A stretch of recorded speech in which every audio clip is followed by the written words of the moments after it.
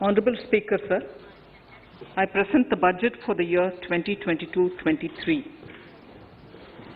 At the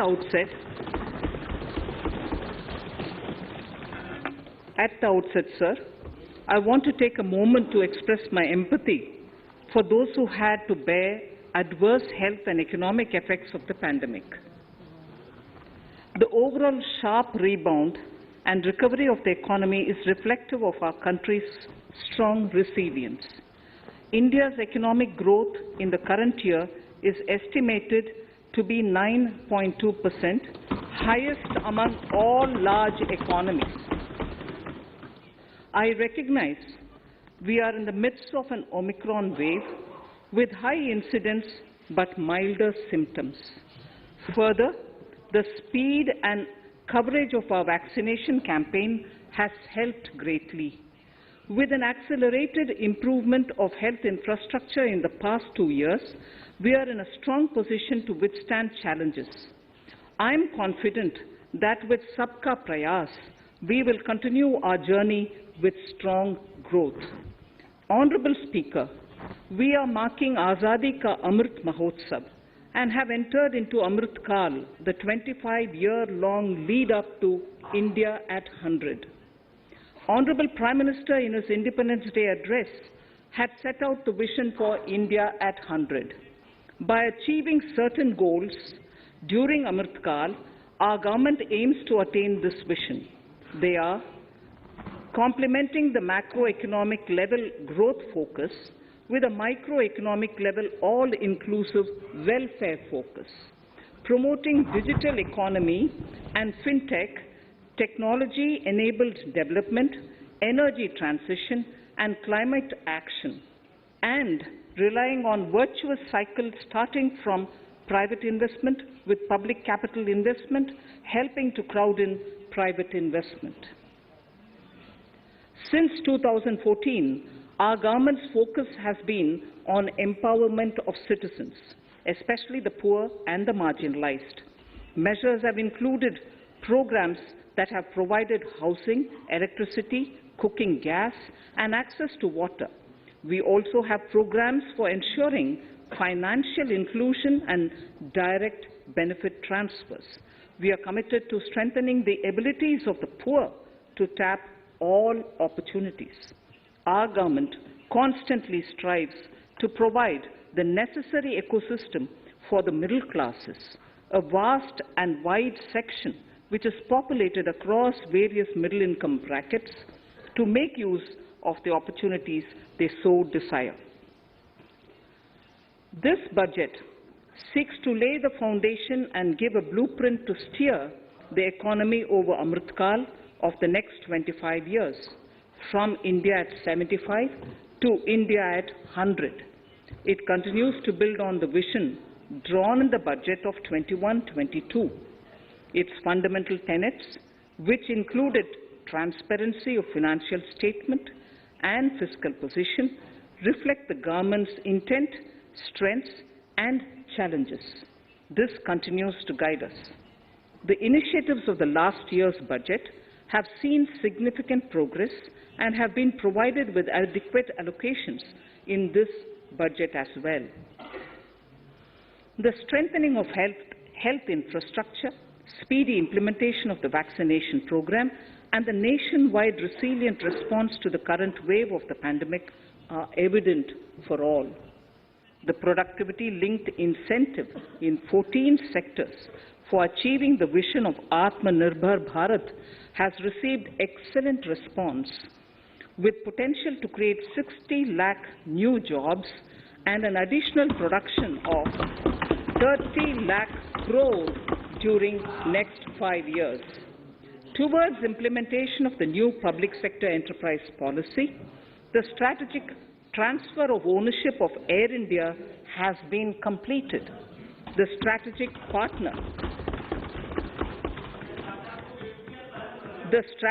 partner for Neelachal Ispat Nigam Limited has been selected. The public issue of the LIC is expected shortly.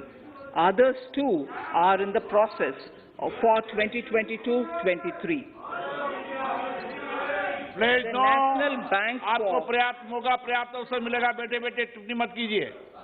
the National Bank for Infrastructure Development and National Asset Reconstruction Company have commenced their activities.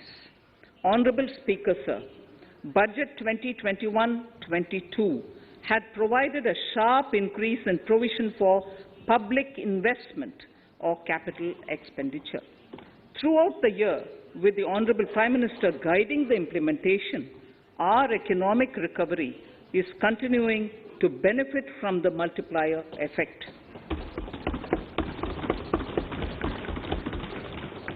This budget continues to provide impetus for growth. It lays a parallel track of 1. A blueprint for the Amrit Kal, which is futuristic and inclusive. This will directly benefit our youth, women, farmers, the scheduled castes, and the scheduled tribes. And number 2, big private-public investment. Number 2, big public investment for modern infrastructure, readying for India at 100. This shall be guided by PM Gati Shakti and be benefited by the synergy of multimodal approach. Moving forward on this parallel track, we lay the following 4 priorities: PM Gati Shakti, inclusive development, productivity enhancement and investment, sunrise opportunities, energy transition, and climate action, and 4, financing of investments.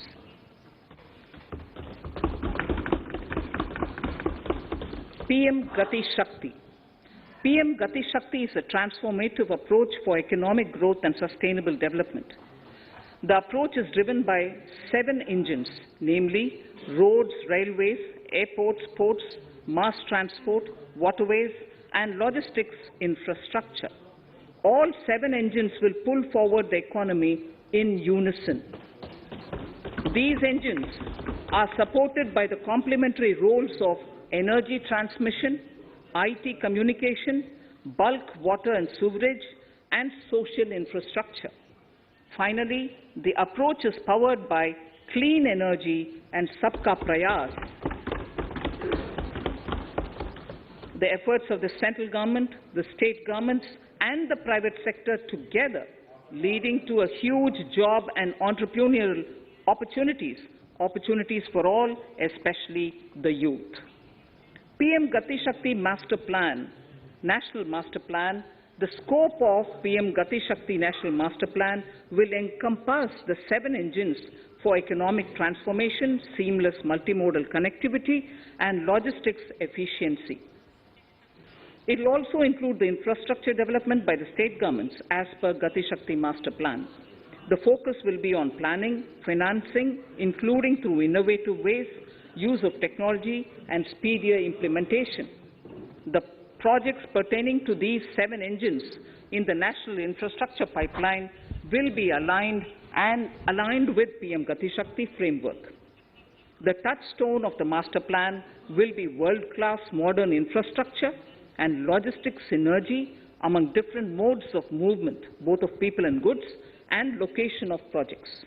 This will help raise the productivity and accelerate economic growth and development. Road transport. PM Gati Shakti Master Plan for expressways will be formulated in 22-23 to facilitate faster movement of people and goods. The National Highways network will be expanded by 25,000 kilometers in 2022-23. 20,000 crores of rupees will be mobilized through innovative ways of financing to complement the public resources. The data exchange among all mode operators will be brought on unified logistics interface platform, designed for application programming interface. This will provide for efficient movement of goods through different modes, reducing logistics cost and time, assisting just-in-time inventory management, and in eliminating tedious documentation. Most importantly, This will provide real-time information to all stakeholders and improve international competitiveness. Open source mobility stack for organizing seamless travel of passengers will also be facilitated. Contracts for implementation of multimodal logistic parks at 4 locations through PPP mode will be awarded in 22-23. Railways will develop new products and efficient logistics services for small farmers and small and medium enterprises, besides taking the lead in integration of postal and railways network to provide seamless solutions for movement of parcels. One station, one product concept will be popularized to help local businesses and supply chains. As a part of Aatmanirbhar Bharat, 2,000 kilometers of network will be brought under Kavach, the indigenous world-class technology for safety and capacity augmentation in 2022-23. 400 new generation Vande Bharat trains will better energy efficiency and passenger riding experience will be developed and manufactured during the next 3 years. 100 PM Gati Shakti cargo terminals for multimodal logistics facilities will be developed during the next 3 years. Innovative ways of financing and faster implementation will be encouraged for building metro systems of appropriate type at scale. Multimodal connectivity between mass urban transport and railway stations will be facilitated on priority. Design of metro systems, including civil structures, will be reoriented and standardized for Indian conditions and needs.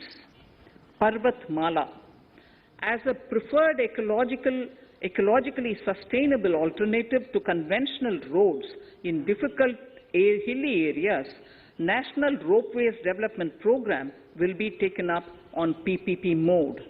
The aim is to improve connectivity and convenience for commuters, besides promoting tourism. This may also cover congested urban areas where conventional mass transit system is not feasible. Contracts for 8 such ropeway projects for a length of 60 kilometers will be awarded in 22-23.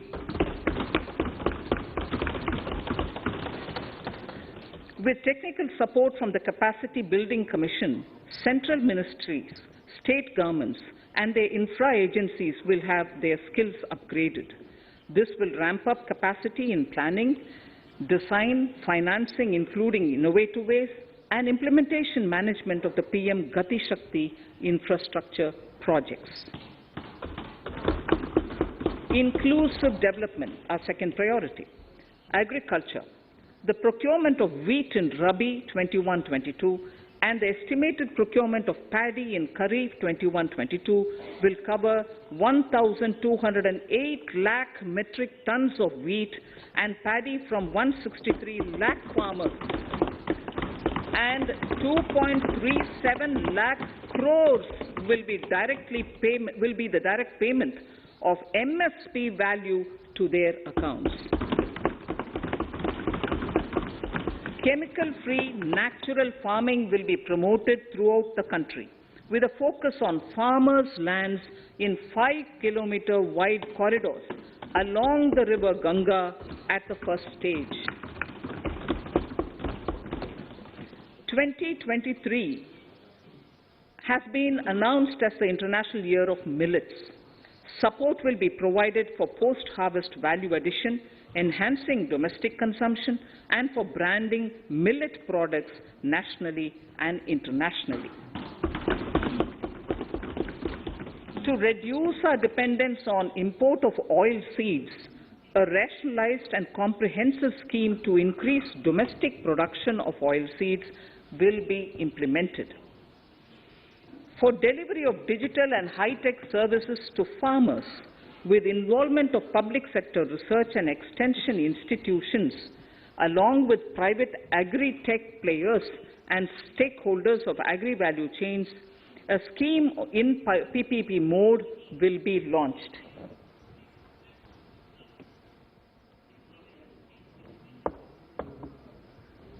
Use of Kisan drones will be promoted for crop assessment, digitization of land records, spraying of insecticides and nutrients.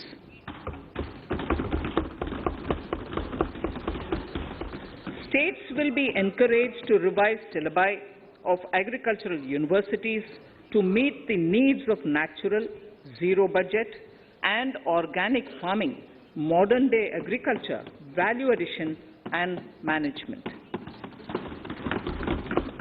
A fund with blended capital raised under the co-investment model will be facilitated through the NABARD. This is to finance startups for agriculture and rural enterprise relevant for farm produce value chain.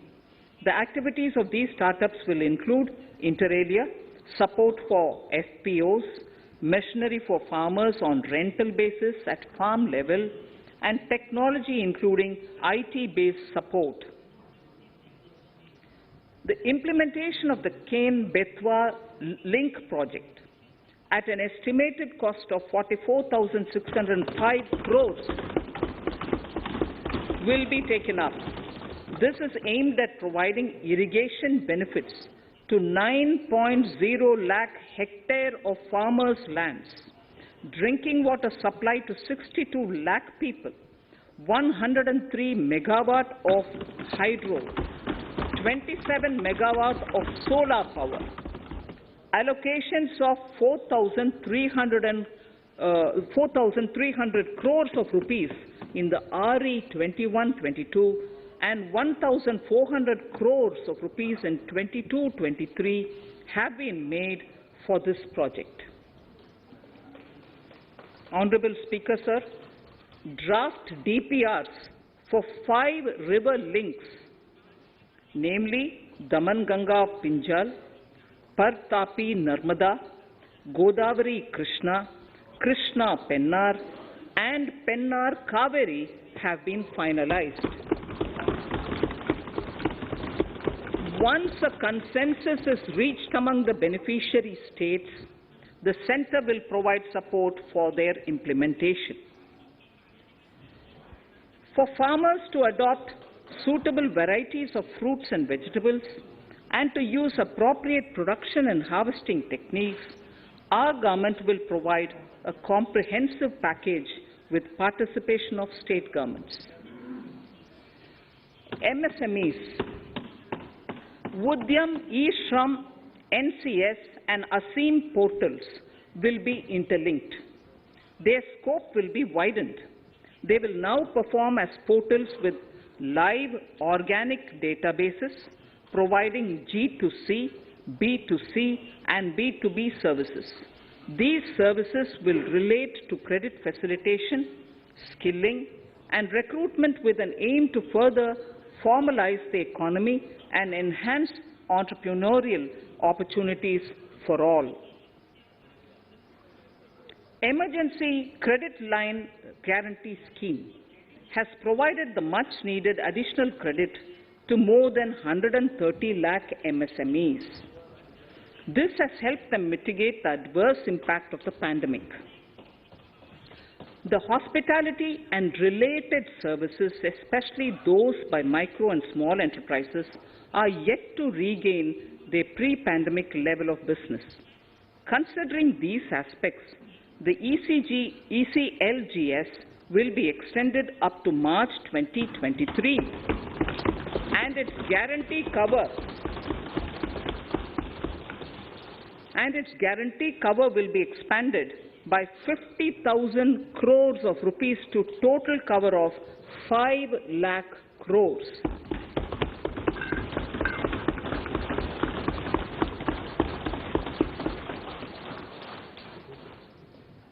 With the additional amount being earmarked exclusively for the hospitality and related sectors.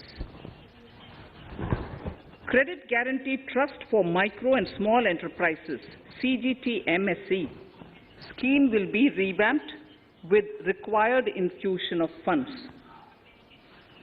This will facilitate additional credit of 2 lakh crore for micro and small enterprises and expand employment opportunities.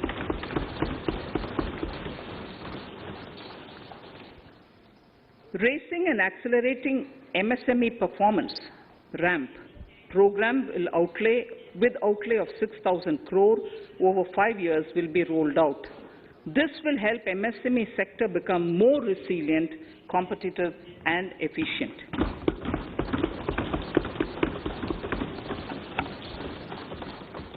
Skilling programs and partnership with the industry will be reoriented to promote continuous skilling avenues, sustainability and employability. The National Skill Qualification Framework will be aligned with dynamic industry needs. Digital ecosystem for skilling and livelihood, the Desh Stack e-portal, will be launched. This aims to empower citizens to skill, reskill or upskill through online training. It will also provide API-based trusted skill credentials, payment and discovery layers to find relevant jobs and entrepreneurial opportunities. Startups will be promoted to facilitate Drone Shakti through varied applications and for drone as a service.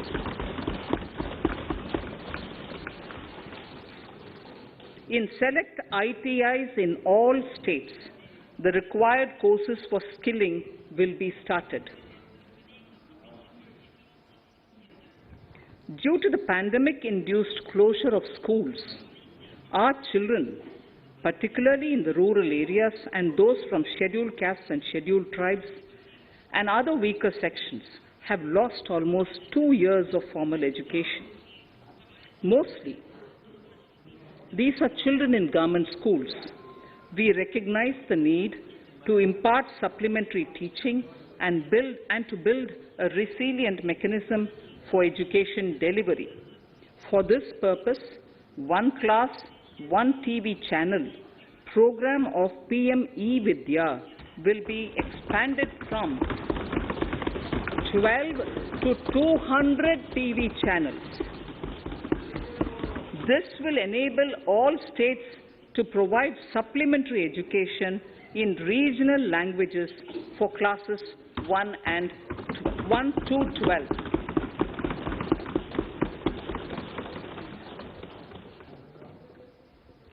High-quality e-content in all spoken languages will be developed for delivery via internet, mobile phones, TV, and through radio and digital teachers.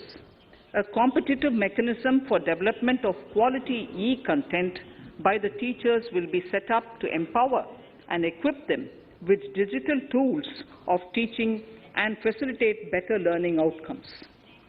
A digital university will be established to provide access to students across the country for world-class quality universal education with personalized learning experience at their doorsteps. This will be made available in different Indian languages and ICT formats. The university will be built on a networked hub and spoke model, with the hub building cutting-edge ICT expertise. The best public universities and institutions in the country will collaborate as a network of hub and spoke. An open platform for the national digital health ecosystem will be rolled out. It will consist of digital registries of health providers and health facilities, unique health identity, consent framework, and universal access to health facilities. The pandemic has accentuated mental health problems in people of all ages. To better the access to quality mental health counseling and care services, a national Tele mental health program will be launched. This will include a network of 23 Tele mental health centers of excellence with NIMHANS, being the nodal center, and International Institute of Information Technology, Bangalore, IIIT Bangalore, providing technology support. Recognizing the importance of Nari Shakti as a harbinger of our bright future and for women-led development, during the Amrit Kal, our government has comprehensively revamped the schemes of the Ministry of Women and Child Development. Accordingly, 3 schemes, namely Mission Shakti, Mission Vatsalya, Saksham Anganwadi and Poshan 2.0 were launched recently to provide integrated benefits to women and children. Saksham Anganwadis are a new generation Anganwadis that have better infrastructure and audio-visual aids, powered by clean energy and providing improved environment for early childhood development. 2 lakh Anganwadis will be upgraded under this scheme.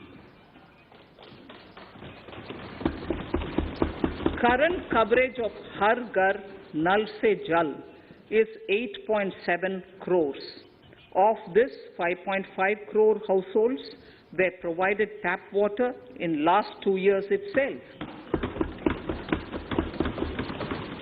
Allocation of 60,000 crores of rupees has been made with an aim to cover 3.8 crore households in 2022 and 23. In 22-23, 80 lakh houses will be completed for the identified eligible beneficiaries of the PM Awas Yojana, both rural and urban. 48,000 crores is allotted for this purpose. The central government will work with the state governments for reduction of time required for all land and construction-related approvals, for promoting affordable housing for middle class and for the economically weaker sections in urban areas. We shall also work with the financial sector, regulators, to expand access to capital along with reduction in cost of intermediaries. A new scheme, Prime Minister's Development Initiative for the Northeast, will be implemented through the Northeastern Council. It will fund infrastructure in the spirit of PM Gati Shakti and social development projects based on felt needs of the Northeast. This will enable livelihood activities for youth and women, filling the gaps in various sectors. It will not be a substitute for existing central or state schemes. While the central ministries may also post their candidate projects, priority will be given to those posted by the states. An initial allocation of 1,500 crores of rupees will be made, and the initial list of projects is given in Annexure 1 of my speech. Our vision to improve the quality of life of citizens in the most backward districts of the country through Aspirational Districts program has been translated into reality in a very short span of time.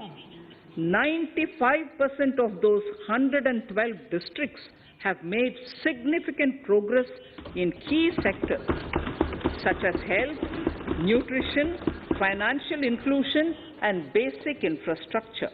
They have surpassed even some of the state average values.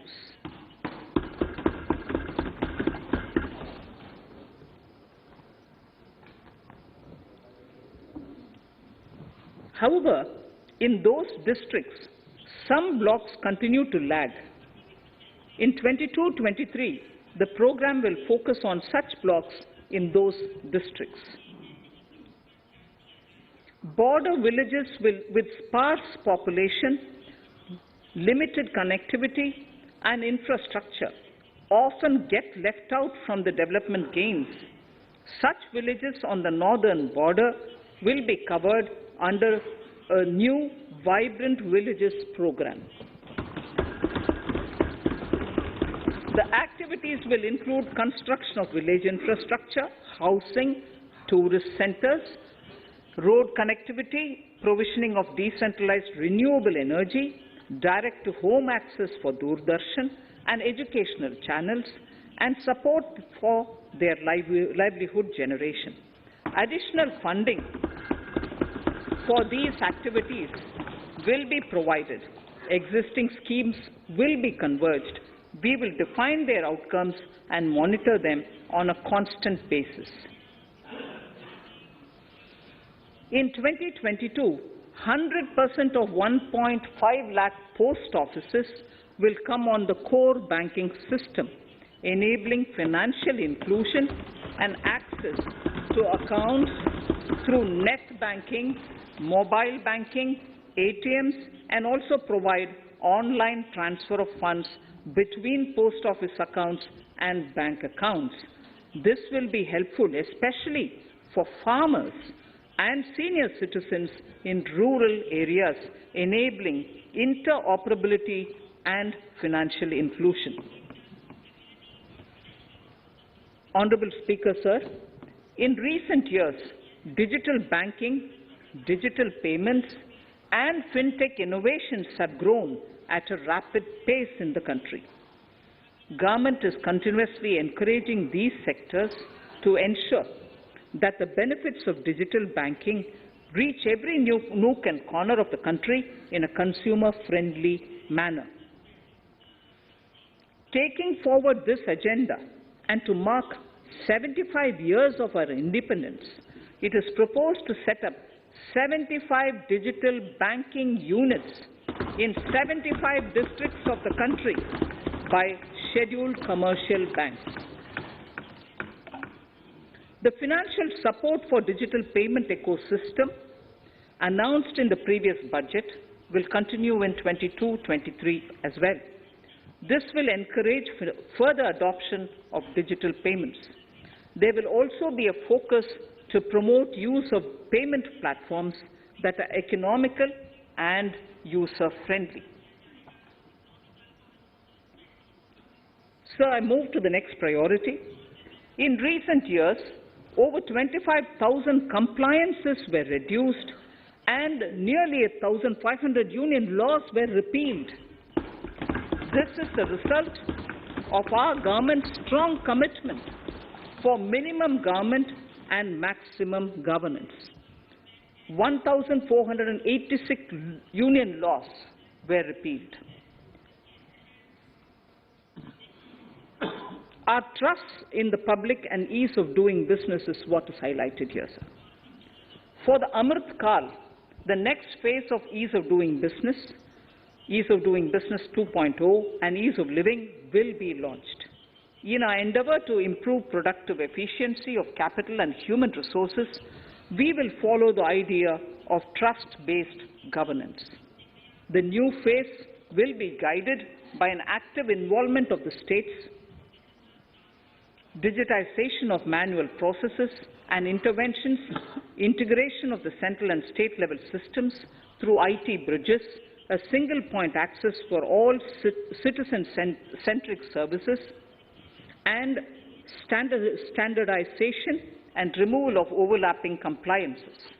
Crowdsourcing of suggestions and ground-level assessment of the impact with active involvement of citizens and businesses will be encouraged.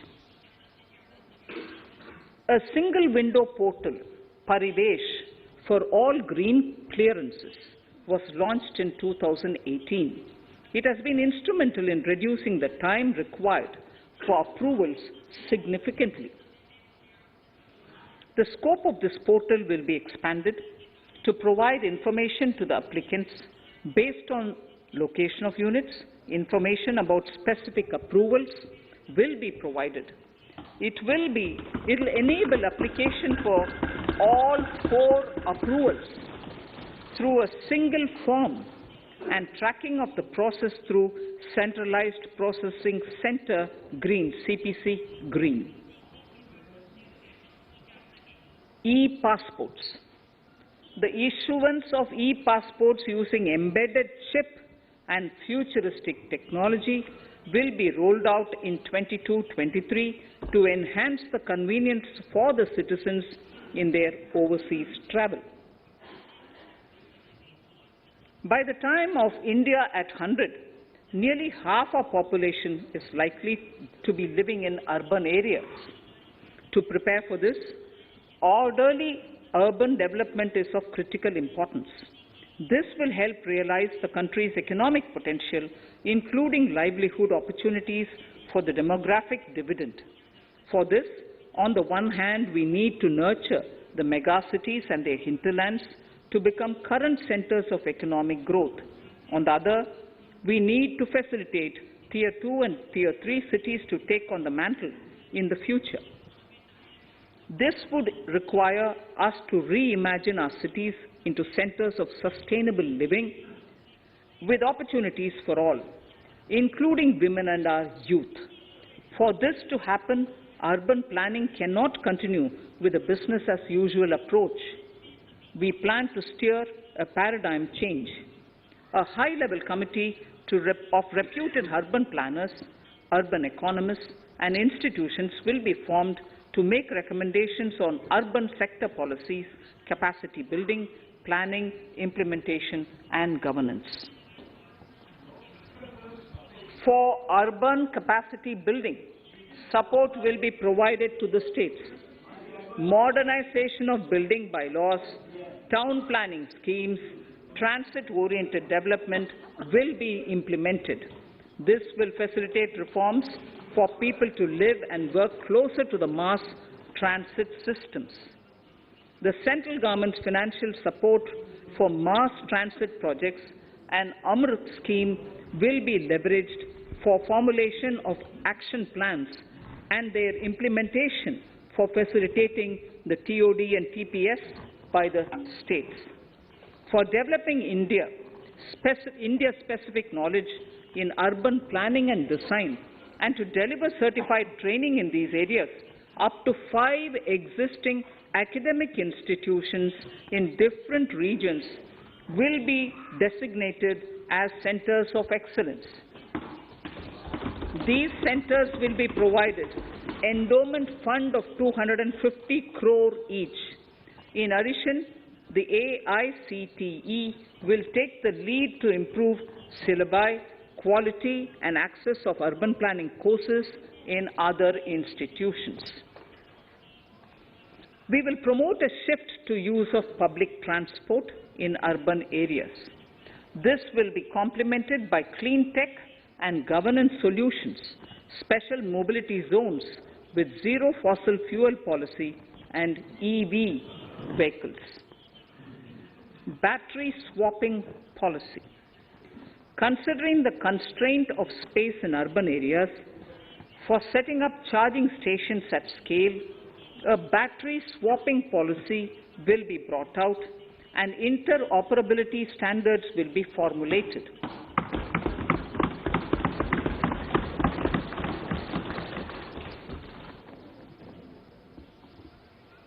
The private sector will be encouraged to develop sustainable and innovative business models for battery or energy as a service. This will improve efficiency in the EV ecosystem.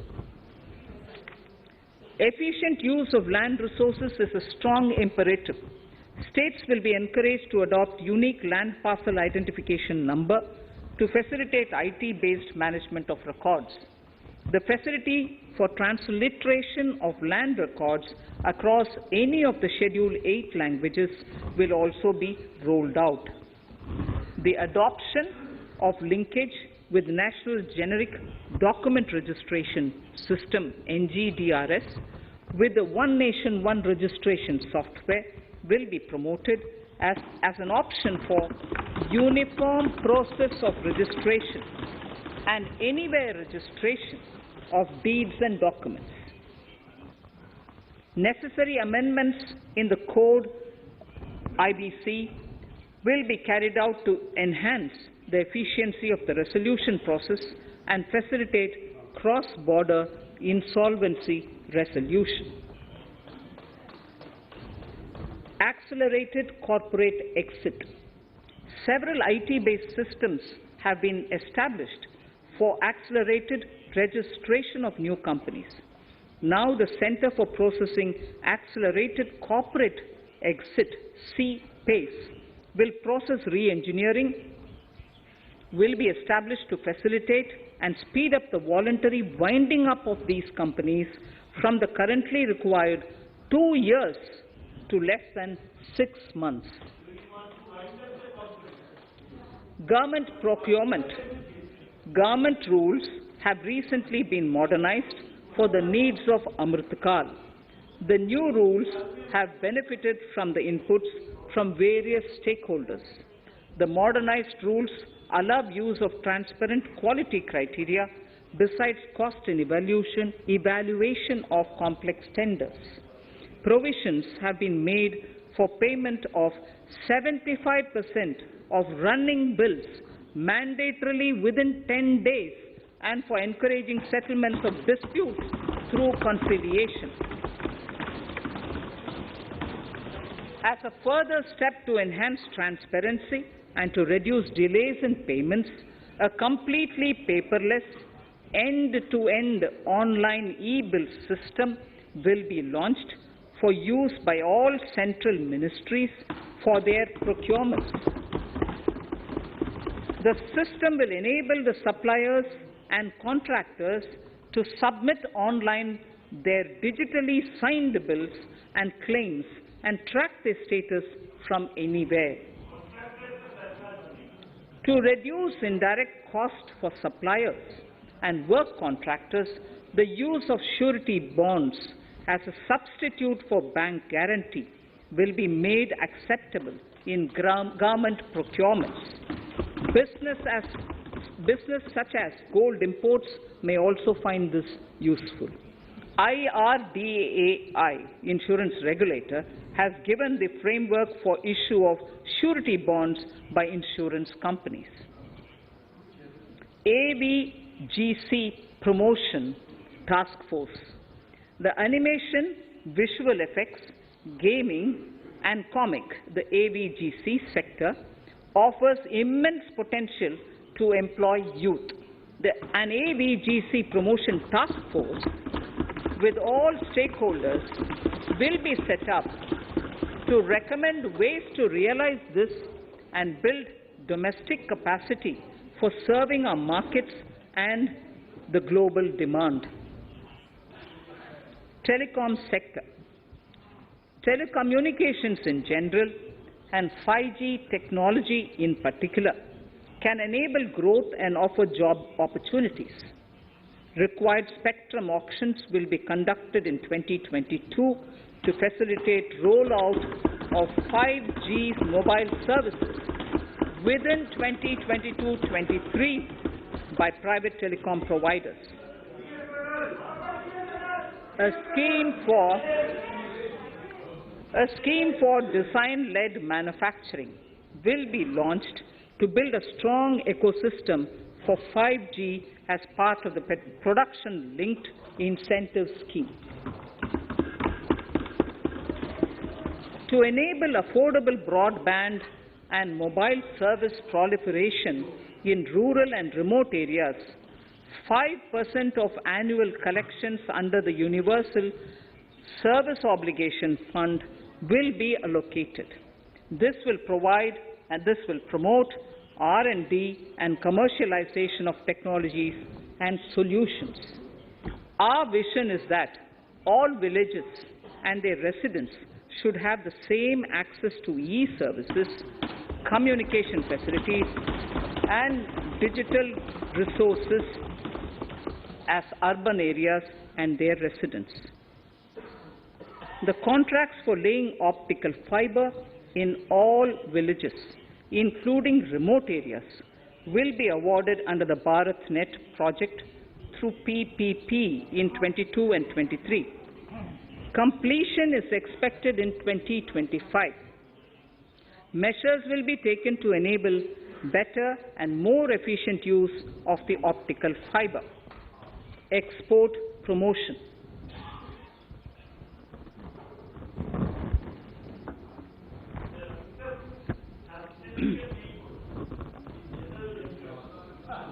The Special Economic Zones Act will be replaced with a new legislation that will enable the states to become partners in development of enterprise and service hubs. This will cover all large existing and new industrial enclaves to optimally utilize available infrastructure and enhance competitiveness of exports. Aatmanirbharta in defense. Our government is committed to reducing imports and promoting Aatmanirbharta in equipment for the armed forces. 68% of the capital procurement budget will be earmarked for domestic industry in 22-23, up from 58% in 21-22. Defense R&D will be opened up for industry, startups and academia, with 25% of defense R&D budget earmarked. Private industry will be encouraged to take up design and development of military platforms and equipment in collaboration with DRDO and other organizations through SPV model. An independent nodal umbrella body will be set up for meeting wide-ranging testing and certification requirements.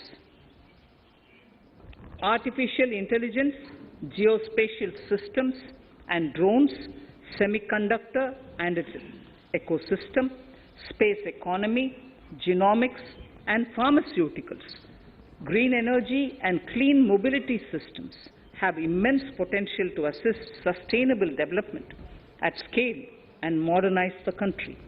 They provide employment opportunities for our youth and make Indian industry more efficient and competitive. Supportive policies, light touch regulations, facilitative actions to build domestic capacities and promotion of research and development will guide the government's approach. For R&D in the sunrise opportunities, in addition to efforts of collaboration among academia, industry and public institutions, government contribution will be provided. Energy transition and climate change. The risks of climate change are the strongest negative externalities that affect India and other countries. As Honorable Prime Minister said at the COP26 summit in Glasgow last November, and I quote, "What is needed today is mindful and deliberate utilization instead of mindless, destructive consumption," unquote. The low-carbon development strategy, as enunciated in the Panchamrit that he announced is an important reflection of our government's strong commitment towards sustainable development. The strategy opens up huge employment opportunities and will take the country on a sustainable development path. This budget proposes several near-term and long-term actions accordingly. Solar power. To facilitate domestic manufacturing for the ambitious goal of 280 gigawatts of installed solar capacity by 2030, an additional allocation of 19,500 crores for PLI, production-linked incentives, for manufacturing of high-efficiency modules with priority to fully integrate manufacturing units from polysilicon to solar PV modules will be made. Honorable Speaker, sir, the circular economy transition is expected to help in productivity enhancement as well as creating large opportunities for new businesses and jobs. The action plans for 10 sectors such as electronic waste, end-of-life vehicles, used oil waste, toxic and hazardous industrial waste are already ready. The focus will now be on addressing important cross-cutting issues of infrastructure, reverse logistics, technology upgradation, and integration with informal sector. This will be supported by active public policies covering regulations, extended producers' responsibilities, framework, and innovation facilities. 5 to 7% biomass pellets will be co-fired in thermal power plants, resulting in carbon dioxide savings of 38 MMT annually. This will also provide extra income to farmers and job opportunities to locals and help avoid stubble burning in agricultural fields. Saving energy is an important aspect of the energy management. Hence, energy efficiency and savings measures will be promoted. This will be done in large commercial buildings through the energy service company business model. It will facilitate capacity building and awareness for energy audits, performance contracts, and common measurement of and verification protocol. 4 pilot projects for coal gasification and conversion of coal into chemicals required for the industry will be set up to evolve technical and financial viability. The policies and required legislative changes to promote agroforestry and private forestry will be brought in. In addition, financial support will be provided to farmers belonging to scheduled castes and scheduled tribes who want to take up agroforestry. Honourable Speaker, I now move to the 4th priority, financing of investments. Capital investment holds the key to speedy and sustainable economic revival and consolidation through its multiplier effect.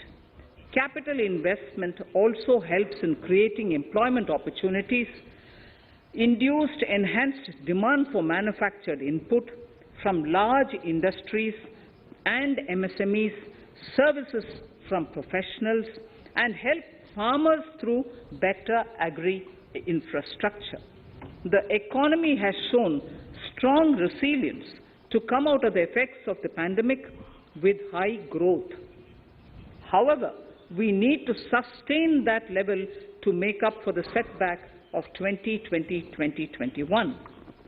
As outlined in para 5 earlier, the virtuous cycle of investment requires public investment to crowd in private investment. At this stage, private investments seem to require that support to rise to their potential and to the needs of the economy. Public investment must continue to take the lead and prime the private investment and demand in 2022-23. Considering the above imperative, the outlay for capital expenditure in the Union budget is once again being stepped up sharply by 35.4% from 5.54 lakh crore in the current year to 7.50 lakh crores in 22-23. This has increased to more than 2.2 times the expenditure of 2019-20. This outlay in 22-23 will be 2.9% of the GDP. Effective capital expenditure. With this investment taken together with the provision made for creation of capital assets through grants and aid to states, the effective capital expenditure of the central government is estimated at 10.68 lakh crores in 22-23, which will be about 4.1% of the GDP. Green bonds.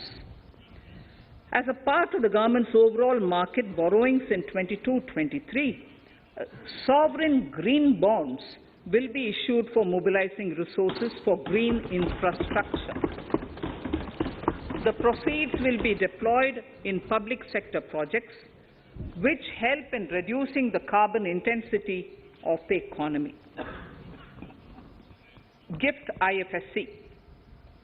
World-class foreign universities and institutions will be allowed in the GIFT City to offer courses in the financial management, fintech, science, technology, engineering, and mathematics, free from domestic regulations, except those by the IFSCA, to facilitate availability of high-end human resources for financial services and technology. An international arbitration center will be set up in the GIFT City for timely settlement of disputes under international jurisprudence. Services for global capital for sustainable and climate finance in the country will be facilitated in the GIFT City. Infrastructure status. Data centers and energy storage systems, including dense charging infrastructure and grid-scale battery systems, will be included in the harmonized list of infrastructure. This will facilitate credit availability for digital infrastructure and clean energy storage. Venture capital and private equity invested more than 5.5 lakh crores last year, facilitating one of the largest startup growth system. Scaling up this investment requires a holistic examination of regulatory and other frictions. An expert committee will be set up to examine and suggest appropriate measures. Government-backed funds, NIIF and SIDBI, Fund of Funds, have provided scale capital, creating a multiplier effect. For encouraging important sunrise sectors such as climate action, deep tech, digital economy, pharma, and agri-tech, the government will promote these thematic funds for blended finance, with the government share being limited to 20% and the funds being managed by private fund managers. For financing the infrastructure needs, the stepping up of public investment will need to be complemented by private capital at a significant scale. Measures will be taken to enhance financial viability of projects, including PPP, with technical and knowledge assistance from multilateral agencies. Enhancing financial viability shall also be obtained by adopting global best practices, innovative ways of financing, and balanced risk allocation. Digital rupee.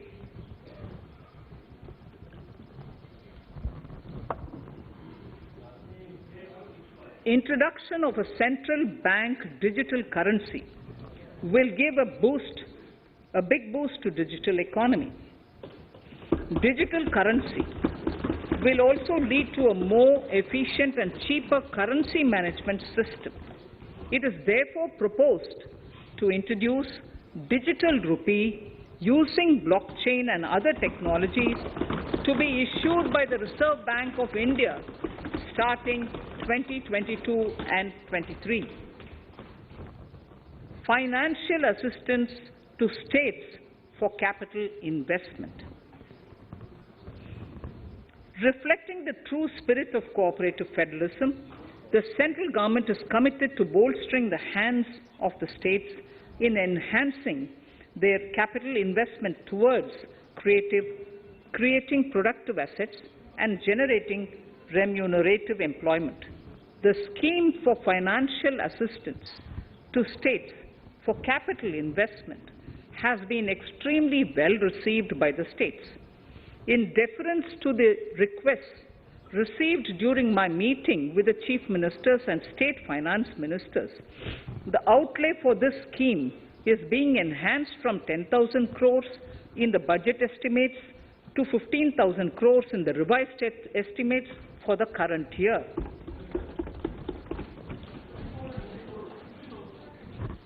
For 22-23,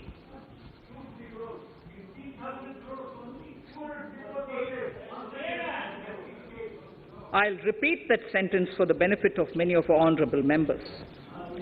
In deference to the requests received during my meeting with Chief Ministers and State Finance Ministers, the outlay for this scheme is being enhanced from 10,000 crores in the BE to 15,000 crores, 15,000 crores in the RE of the current year. For 22-23, the allocation is 1 lakh crores to assist the states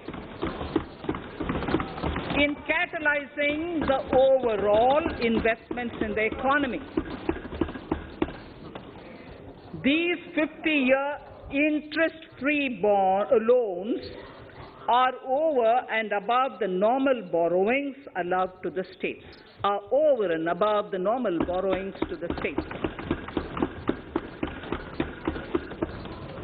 This allocation will be used for PM Gati Shakti related and other productive capital investments of the states. It will also include components for supplemental funding for priority segments of PM Gram Sadak Yojana, including support for the state's share, digitization of the economy, including digital payments and completion of OFC network, and reforms related to building bylaws, town planning schemes, transit-oriented development, and transferable development rights.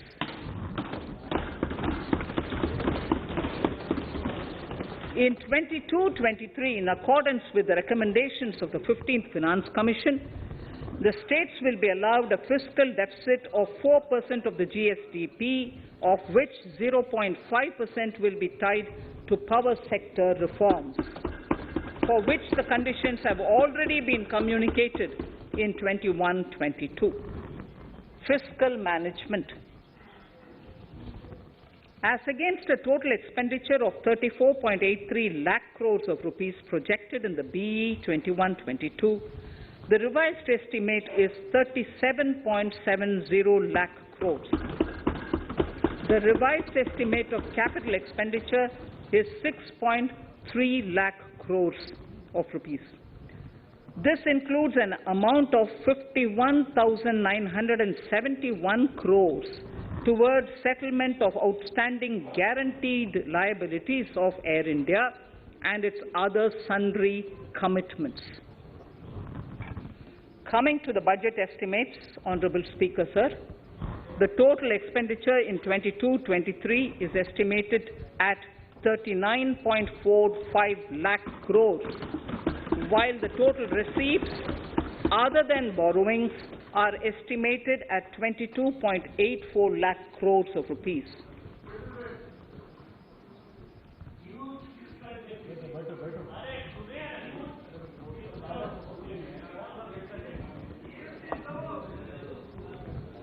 The revised fiscal deficit, Honourable Speaker, in the current year is estimated at 6.9% of the GDP, as against 6.8% projected in the budget estimates.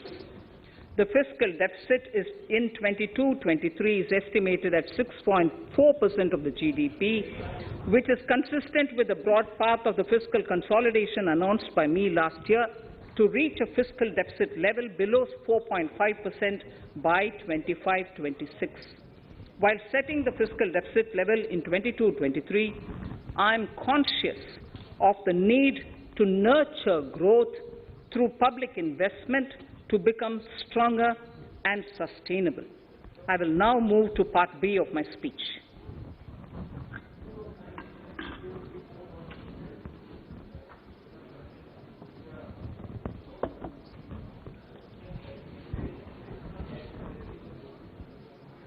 Direct tax.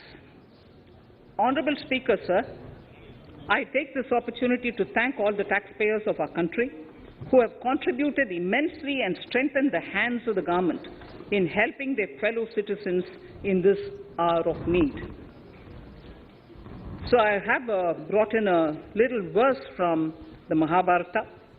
I wouldn't spend more time reading because I would like the speech to get enough time. However, the substance of it is the king must make arrangements for yoga kshema, which is the welfare of the populace, by way of abandoning any laxity and by governing the state in line with dharma, along with collecting taxes which are in consonance with dharma. This is Mahabharata Shanti Parva Adhyaya, Shloka 11 from 72. Drawing wisdom from our ancient texts, we continue on the path to progress. The proposals in this budget, while continuing with our declared policy of stable and predictable tax regime, intend to bring more reforms that will take ahead our vision to establish a trustworthy tax regime. This will further simplify the tax system, promote voluntary compliance by taxpayers, and reduce litigation. Introducing new updated return. India is growing at an accelerated pace and people are undertaking multiple financial transactions. The Income Tax Department has established a robust framework of reporting of taxpayers' transactions. In this context, some taxpayers may realize that they have committed omissions or mistakes in correctly estimating their income for tax payment. To provide an opportunity to correct such errors, I am proposing a new provision permitting taxpayers to file an updated return on payment of additional tax. This updated return can be filed within 2 years from the end of the relevant assessment year.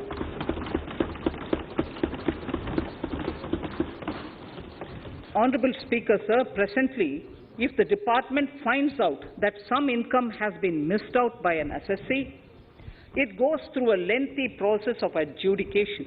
Instead, with this proposal now, there will be a trust repost in the taxpayers that will enable the assessee herself to declare the income that she may have missed out earlier while filing her return. Full details of the proposal are given in the finance bill. It is an affirmative step in the direction of voluntary compliance.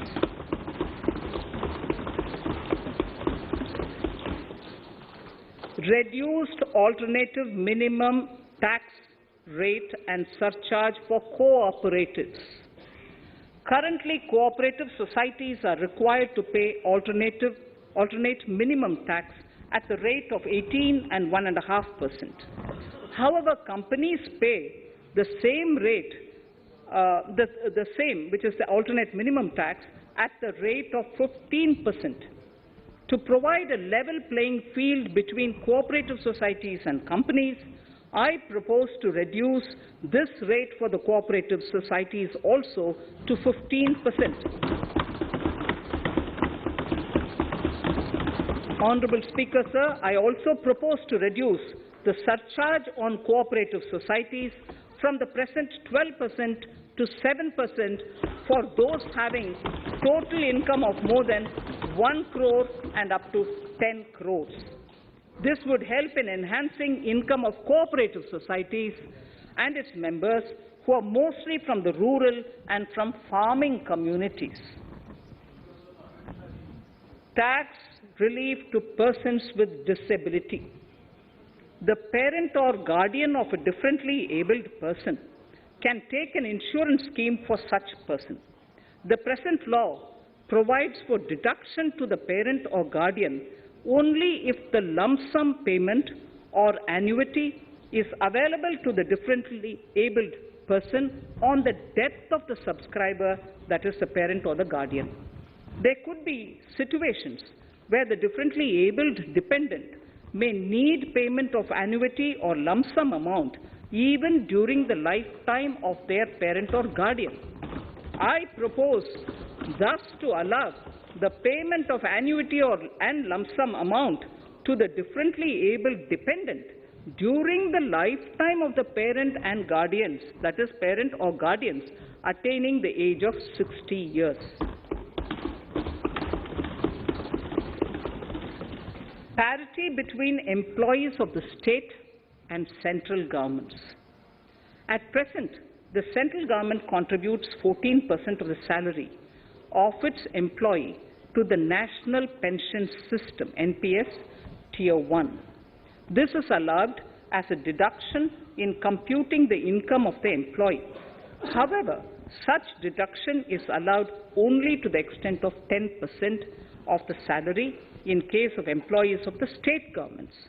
To provide equal treatment to both central and state government employees, I propose to increase the tax deduction limit from 10% to 14% on employers' contribution to the MPS account of state government employees as well. This would help in enhancing the social security benefits of the state government employees and bring them at par with central government employees. Incentives for startups. Startups have emerged as drivers of growth for our economy. Over the past few years, the country has seen a manifold increase in successful startups. Eligible startups established before 31/3/2022 had been provided a tax incentive for 3 consecutive years out of the 10 years from incorporation. In view of the COVID pandemic, I propose to extend the period of incorporation of the eligible startup by 1 more year, that is, up to 31/3/2023, for providing such tax incentives.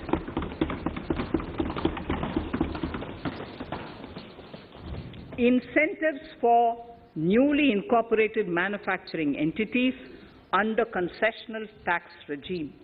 In an effort to establish a global competitive business environment for certain domestic companies, a concessional tax regime of 15% was introduced by our government for newly incorporated domestic manufacturing companies. I propose to extend the last date for commencement of manufacturing or production under Section 115B(ab) by 1 more year, that is from 31st March 2023 to 31st March 2024.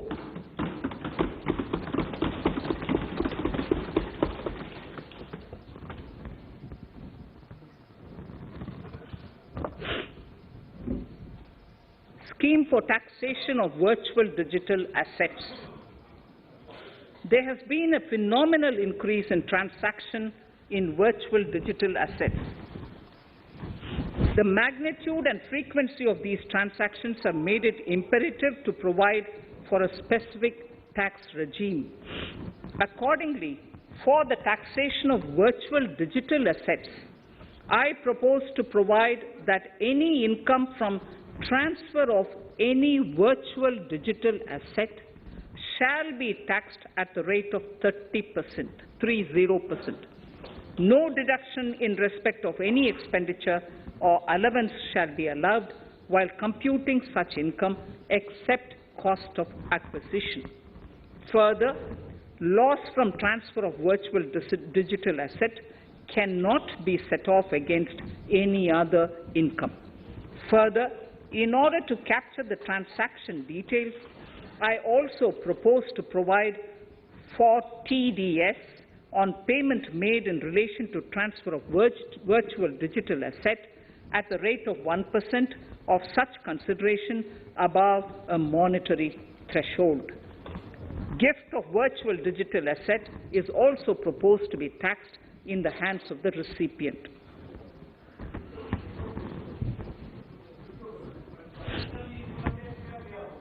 Litigation management to avoid repetitive appeals by the department.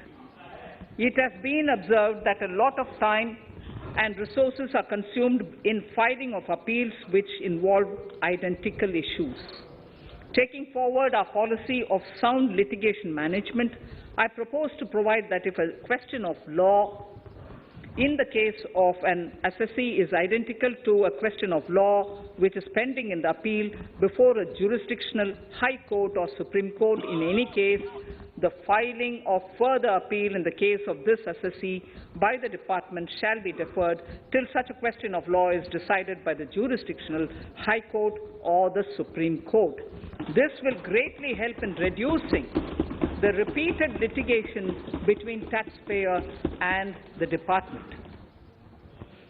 Taking forward our efforts to further promote the IFSC, I hereby propose to provide that income of a non-resident from offshore derivative instruments or over-the-counter derivatives issued by an offshore banking unit, income from royalty and interest on account of lease of ship, and income received from portfolio management services in IFSC shall be exempt from tax subject to specified conditions. Rationalization of surcharge. In the globalized business world, there are several work contracts whose terms and conditions mandatorily require formation of a consortium. The members in the consortium are generally companies. In such cases, the income of these AOPs has to suffer a graded surcharge up to 37%, which is a lot more than surcharge on the individual companies. Accordingly, I propose to cap the surcharge of these AOPs at 15%, 15%. Further, the long-term capital gains on listed equity shares, units, etc., are liable to maximum surcharge of 15%, while other long-term capital gains are subjected to a graded surcharge which goes up to 37%. I propose to cap the surcharge on long-term capital gains arising on transfer of any type of assets at 15%. This step will give a boost to startup community, and along with my proposal on the extended tax benefits to manufacturing companies and startups, reaffirms our commitment to Aatmanirbhar Bharat. Clarification in relation to health and education cess as business expenditure. The income tax is not an allowable expenditure for computation of business income. This includes tax as well as surcharges.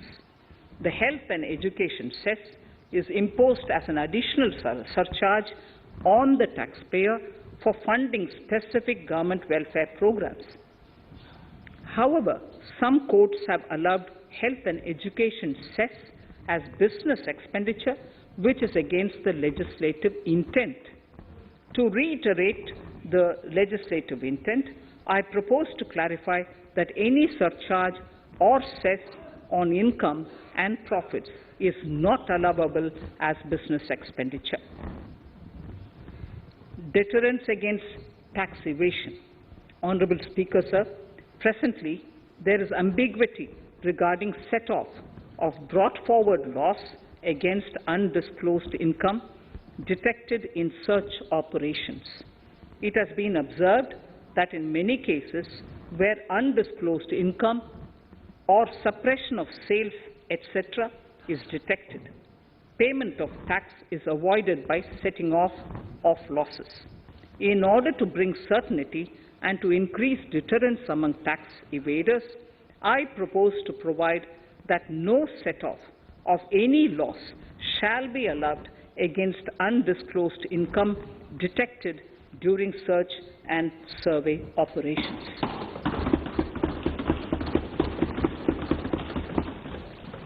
It has been noticed that as a business promotion strategy, there is a tendency on businesses to pass on benefits to their agents.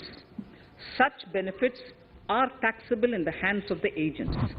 In order to track such transactions, I propose to provide for tax deduction by the person giving benefits if the aggregate value of such benefits exceeds 20,000 rupees during the financial year. A few other changes are being made, the details of which are there in the finance bill. Indirect taxes. So remarkable progress in GST. GST has been a landmark reform of independent India, showcasing the spirit of cooperative federalism. While aspirations were high, there were huge challenges too. These challenges were overcome deftly and painstakingly under the guidance and the oversight of the GST Council. We can now take pride in a fully IT-driven and progressive GST regime that has fulfilled the cherished dream of India as one market, one tax. There are still some challenges remaining, and we aspire to meet them in the coming year.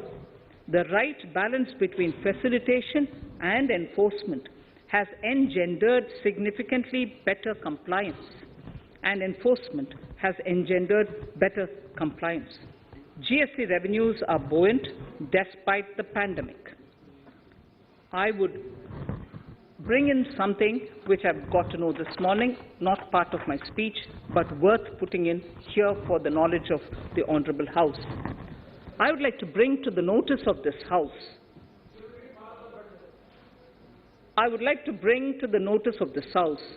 that the gross GST collections for the month of January 22 are rupees 1,40,986 crores, which is the highest since the inception of GST. This has been possible due to rapid economic growth, recovery, post-COVID,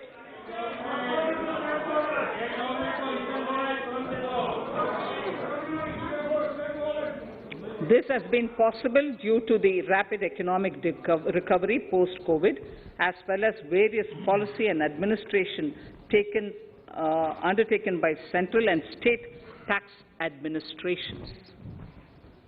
Taxpayers deserve applause for this growth.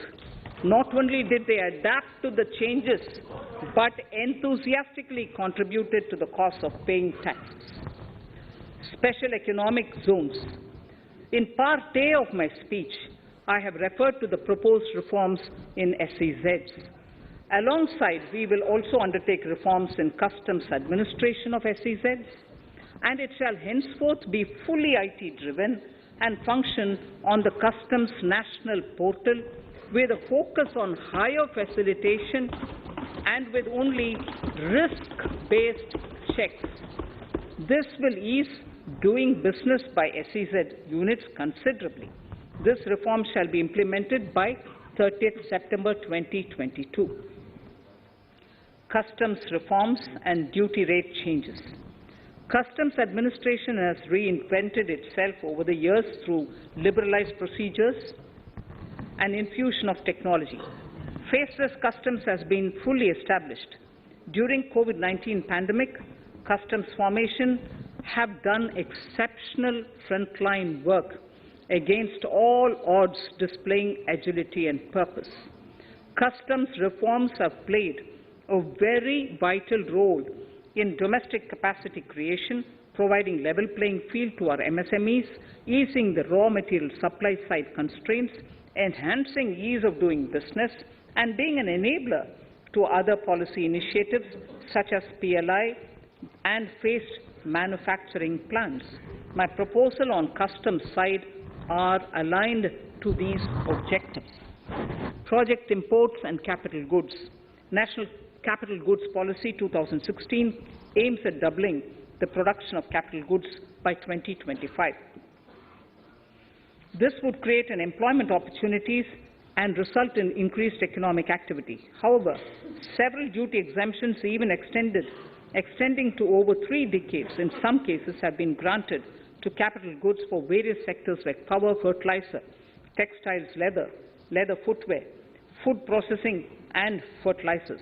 These exemptions have hindered the growth of the domestic capital goods sector. Similarly, project import duty concessions have also deprived the local producers of a level playing field in areas like coal mining projects, power generation, transmission or distribution projects, railway and metro projects. Our experience suggests that reasonable tariffs are conducive to the growth of domestic industry and make in India without significantly impacting the cost of essential imports. Accordingly, Honourable Speaker, Sir, it is proposed to phase out the concessional rates in capital goods and project imports gradually and apply a moderate tariff of 7.5%. Certain exemptions for advanced machineries that are not manufactured within the country shall continue. A few exemptions are being introduced on inputs like specialized castings, ball screw, and linear motion guide to encourage domestic manufacturing of capital goods. In the last two budgets, we have rationalized several customs exemptions. We have once again carried out an extensive consultation, including by crowdsourcing. As a result of these consultations, more than 350 exemption entries are proposed to be gradually phased out. These include exemptions on certain agricultural produce,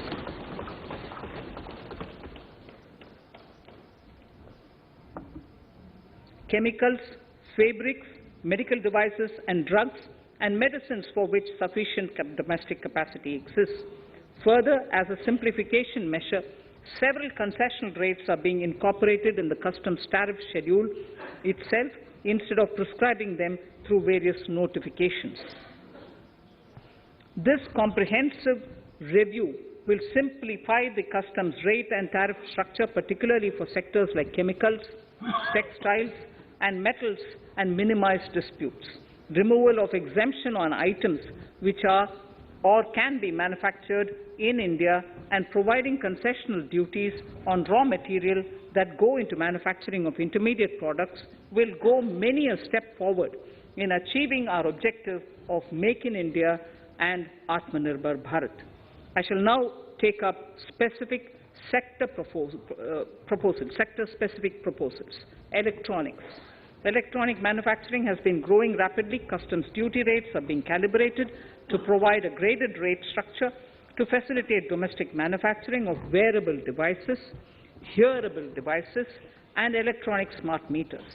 Duty concessions are being given to parts of transformer of mobile phone chargers and camera lens of mobile camera module and certain other such items. This will enable domestic manufacturing of high-growth electronic items. Gems and jewelry. To give a boost to the gems and jewelry sector, customs duty on cut and polished diamonds and gemstones is being reduced to 5%. Simply sawn diamond would attract nil customs duty. To facilitate export of jewelry through e-commerce, a simplified regulatory framework shall be implemented by June this year to disincentivize import of undervalued imitation jewelry. The customs duty on imitation jewelry is being prescribed in a manner that a duty of at least 400 rupees per kg is paid on its import. Chemicals. Customs duty on certain critical chemicals, namely methanol, acetic acid, and heavy feedstocks for petroleum refining, are being reduced, while duty is being raised on sodium cyanide, for which adequate capacity in the domestic arena exists. These changes will help in enhancing domestic value addition. MSMEs. Duty on umbrellas is being raised to 20%. Exemption to parts of umbrellas is being withdrawn. Exemption is also being rationalized on implements and tools for agricultural sector which are manufactured in India. Customs duty exemption given to steel scrap last year is being extended for another year to provide relief to MSME secondary steel producers. Certain anti-dumping and CVD on stainless steel and coated steel flat products, bars of alloy steel and high-speed steel are being revoked in larger public interest considering prevailing high prices of metals. To incentivize exports, exemptions are being provided on items such as embellishment, trimmings, fasteners, buttons, zipper, lining material, specified leather, furniture fittings, and packaging boxes that may be needed by bona fide exporters of handicrafts, textiles, leather garments, leather footwear, and other goods. Honorable Speaker, sir, duty is being reduced on certain inputs required for shrimp aquaculture so as to promote its exports. Tariff measure to encourage blending of fuel. Blending of fuel is a priority for this government. To encourage the efforts for blending of fuel, unblended fuel shall attract an additional differential excise duty of ₹2 per litre from first day of October 22. A few other changes are being made in duty rates, customs, tariff and customs law, the details of which are there in the finance bill. Mr. Speaker, sir, with these words, I commend the budget to this august House. Thank you. Item number 2, Srimati Nirmala Sitharaman ji.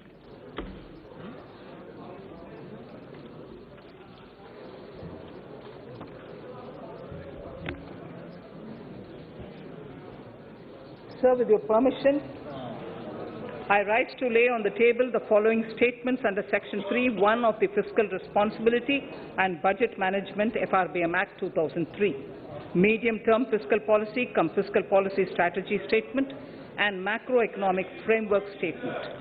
Item number 3, Vitt Videk 2020, Nirmala Sitharaman ji.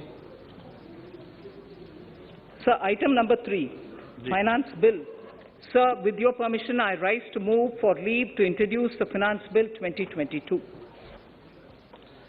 प्रश्न ये कि वित्त विधेयक को पुनर्स्थापित करने की अनुमति प्रदान की जाए।